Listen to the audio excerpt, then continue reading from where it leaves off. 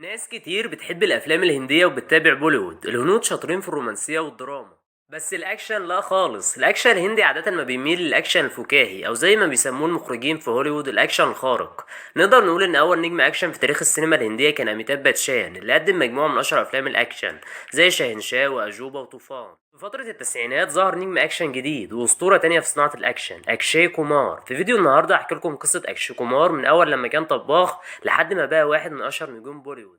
أكشي اتولد في ولاية أمريتسار بالبنجاب لعيلة بنجابية، أبوه كان موظف حكومي. في فترة مراهقته أكشي كومار خد الحزام الأسود في التايكوندو في الهند. بعد كده أكشي كومار رحلته مع الفنون القتالية كملت وسافر بانكوك عشان يدرس فنون الدفاع عن النفس واتعلم هناك الموي تاي وكان بيشتغل طباخ. بعد كده أكشي بيرجع مومباي تاني عشان يدرس فنون الدفاع عن النفس، وبالصدفة واحد من طلابه كان بيشتغل مصور اقترح على أكشي إنه يشتغل عارض أزياء، ومن هنا أكشي كومار دخل عالم الأزياء. بعد كده اتعرض عليه أول بطولة ليه في بوليوود في فيلم سوجاند في سنة 1991.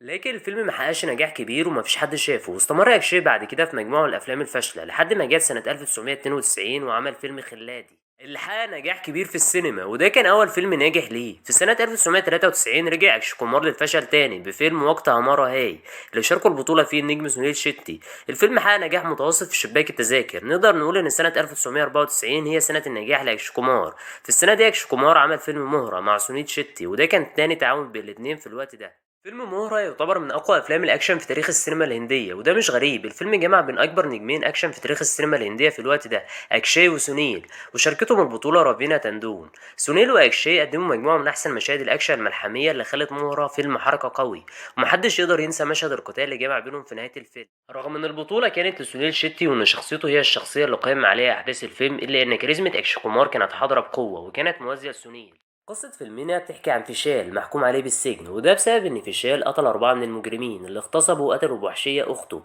بيحاول فيشال إنه يطلع براءة من التهمة دي ولكنه ما بينجحش في ده، وبتقرر الصحفية اللي بتجسد دورها رافينا تندون إنها تساعده. في نفس السنة اللي قدم فيها أكشي كومار فيلم مهرة مع سونيل شيتي، قدم كمان فيلم خلادي تو أناري مع النجم سيف علي خان.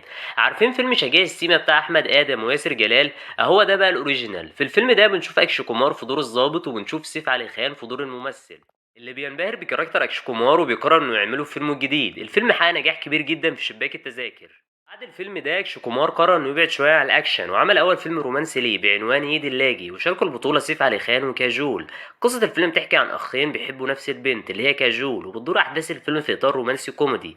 يا ترى بقى كاجول هتختار مين في الاخر، سيف ولا اكشي؟ ده اللي هتشوفوه لما تتفرجوا على الفيلم ده. وفي نفس السنة اجتمع مع أجيدي فيجال لأول مرة في فيلم الأكشن الناجح سوهاج. وفي سنة 1995 عمل تالت فيلم في سلسلة أفلام خلادي بعنوان سبسة بضع خلادي، وقتها الفيلم حقق نجاح كبير جدا. في السنة اللي بعدها عمل الجزء الجديد من سلسلة أفلام خلادي بعنوان خلاديون كخلادي، وشاركته البطولة ريخا ورافينا تندون. بالنسبة لي الجزء ده أحسن جزء في سلسلة أفلام خلادي. في الجزء ده هتلاقي قصة حماسية تشدك للمتابعة ومشاهد أكشن قوية. كفايه وجود ريخا ورافينا تندون في الفيلم. الفيلم كان من انجح افلام السنه وحقق ايرادات عاليه جدا في شباك التذاكر. وفي سنة 1997 أكشي ظهر كضيف شرف مع شاروخ خان في الفيلم المشهور دلتو باجال هاي. في نفس السنة رجع أكشي لسلسلة خلادي وعمل الجزء الخامس بعنوان مستر أند ميسيس خلادي، بس الجزء ده كان مختلف، هو ما كانش أكشن، هو كان كوميدي، وشاركته البطولة الفنانة الجميلة جوي تشاولا. وده كان التعاون الوحيد اللي حصل بين أكشي وجوهي، بس للأسف الفيلم ما نجحش زي أفلام خلادي اللي فاتت وسقط في شباك التذاكر. وبعدها عمل فيلم انترناشونال خلادي مع مراته توينكل خنة وفشل الفيلم. بعدها صدر جزء جديد من سلسلة خلادي بعنوان خلادي 420، والجزء ده كمان فشل. وكان آخر جزء من السلسلة فيلم خلادي 786، والفيلم بصراحة يعني ما كانش حلو خالص، أنا كملته بالعافية، ونقدر نقول إنه كان أفشل فيلم في السلسلة كلها. في سنة 1999 أكشي كومار رجع للنجاحات تاني في فيلم جانوار، وشاركته البطولة كاريشما كابور وشيلبا شيتي. الفيلم ده قصته تعتبر من أحسن القصص اللي قدمها أكشي في مسيرته. قصة فيلمنا بتحكي عن مجرم بيقرر التوبة لما بيلاقي طفل ضايع، بيقرر إنه يربيه وياخده ابن ليه، ومن هنا بتتوالى الأحداث. يمكن الفيلم مفيش فيه مشاهد أكشن كتير، ولكن قصته مؤثرة وجميلة، وطول الفيلم مش هتحس بأي ملل.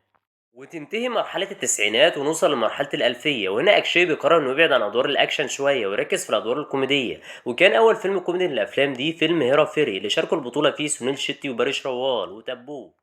الفيلم ده يعتبر من احسن الافلام الكوميديه اللي اتعملت في تاريخ السينما الهنديه، وله مكانه خاصه عند الجمهور الهندي. والفيلم حقق نجاح نقدي وتجاري كبير، وبسبب النجاح الكبير ده صناع الفيلم قرروا في سنه 2006 انهم يرجعوا بجزء تاني من هيرا فيري بعنوان فير هيرا فيري. عاده الجزء التاني من اي فيلم ما بيكونش حلو وبتكون احداثه اقل من الاولاني، لكن في فير هيرا فيري الوضع كان مختلف. الجزء التاني كان احسن بكتير من الجزء الاول وكان كوميدي اكتر، والفيلم كان مسلي جدا. وجود بباشا بس وريمي سين اضاف كتير للفيلم وحلو من نكهته. نهاية الفيلم كانت مفتوحة وبتمهد لجزء تالت، ولكنهم اتأخروا في إنتاج الجزء التالت، ولكن الجزء التالت هينزل قريب في سنة 2024. في سنة 2000 اتعاون أكشي كومار مع الفنان سونيل شيتي في فيلم داركن، وشاركتهم البطولة النجمة شيلبا شيتي. الفيلم يعتبر من أحسن الأفلام الرومانسية اللي أنتجتها بوليوود، وتم تصنيف الفيلم ضمن أفضل 100 فيلم في تاريخ بوليوود، والفيلم حقق نجاح كبير جدا في شباك التذاكر. وفي سنة 2001 لعب أكشي كومار دور البطل السلبي في فيلم أجنبي، ونقدر نقول إن أكشي كومار قدم واحدة من أحسن وأقوى الأداءات في مسيرته. وشاركوا البطولة النجم بوبي ديول وكارينا كابور وباشا باسو. وفاز أكشي على الفيلم بجائزة أفضل واغب. بعدها أكشي عمل فيلم أركين اللي مثل فيه دور واحد أعمى ولكنه عنده الحاسة السادسة.